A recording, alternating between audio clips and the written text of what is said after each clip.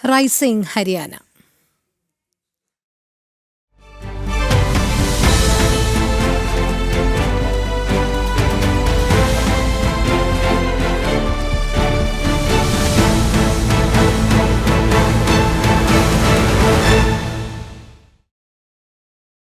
ശുചിത്വം, പരിസ്ഥിതി സംരക്ഷണം, വികസനം, തൊഴിൽ എന്നീ മേഖലകളിൽ പുരോഗതി ഉറപ്പാക്കിയാണ് ഹരിയാനയിൽ നായബ് സിംഗ് സൈനി സർക്കാർ മുന്നേറുന്നത്. ഫറൂഖ് നഗറിൽ സ്പോർട്സ് സ്റ്റേഡിയം അടക്കമുള്ള പദ്ധതികൾ അതിവേഗത്തിൽ പൂർത്തിയാക്കുകയാണ്.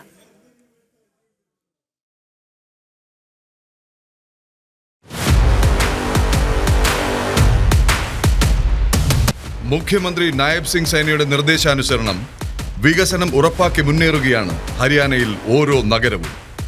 ഫറൂഖ് നഗറിലെ ചന്ദ് നഗർ റോഡിലെ 9 ഏക്കറിൽ പുതിയ സ്പോർട്സ് സ്റ്റേഡിയം നിർമ്മിക്കും.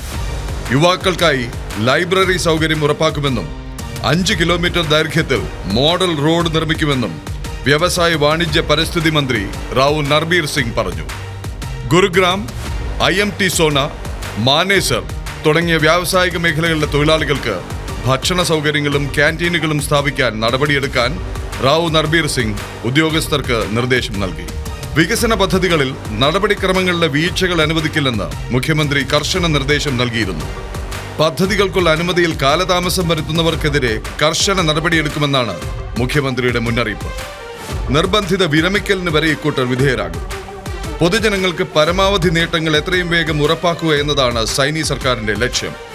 ഇതിൽ അനാസ്ഥ വരുത്താൻ സമ്മതിക്കില്ലെന്ന് മുഖ്യമന്ത്രി ആവർത്തിച്ച് മുന്നറിയിപ്പ് നൽകുന്നുണ്ട്.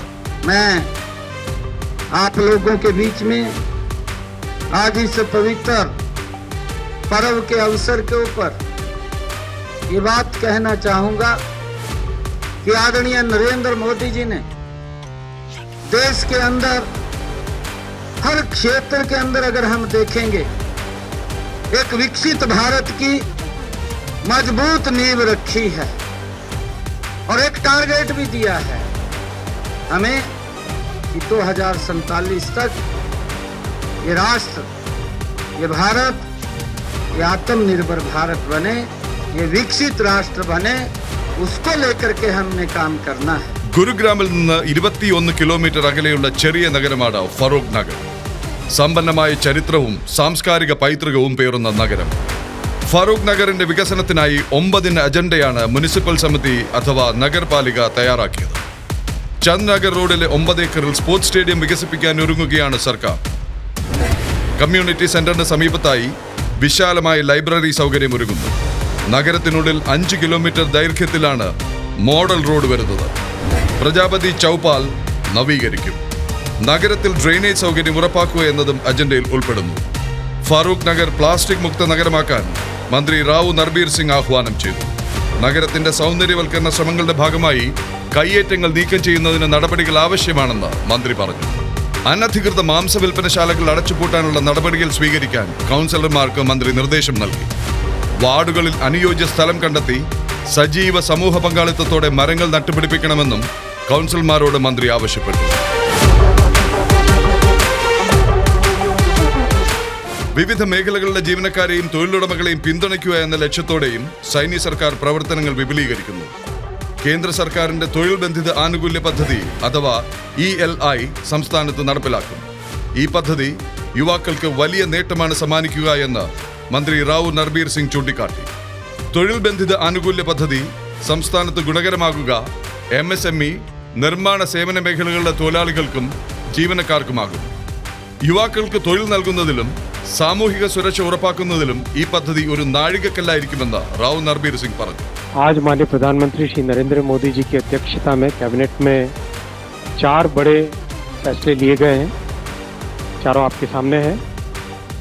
3 फैसले ऐसे हैं जो हमारे युवाओं के लिए नई अपॉर्चुनिटीज क्रिएट करते हैं.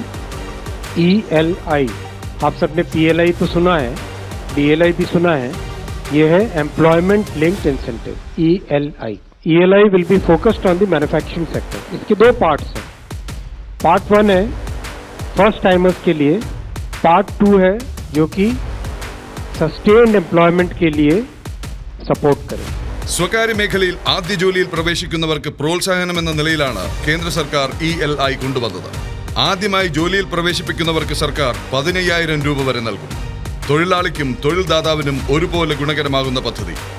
അടുത്ത 2 വർഷത്തിൽ രാജ്യത്ത് 3.5 കോടി പുതിയ തൊഴിലുകൾ സൃഷ്ടിക്കാൻ 99,446 കോടി രൂപ ഈ പദ്ധതിയിലൂടെ ചെലവഴിക്കും.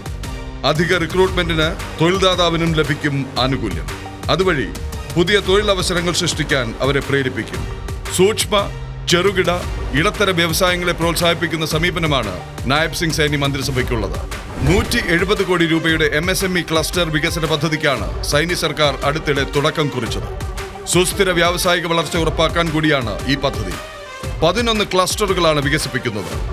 MSMEകൾക്കുള്ള പ്രവർത്തന ചെലവ് കുറയ്ക്കുക, ഉൽപ്പന്ന ഗുണനിലവാരം മെച്ചപ്പെടുത്തുക, നൂതന വ്യാവസായിക സാങ്കേതിക വിദ്യകൾ ലഭ്യമാക്കുക എന്നിവയാണ് സംസ്ഥാന സർക്കാർ ലക്ഷ്യമിടുന്നത്.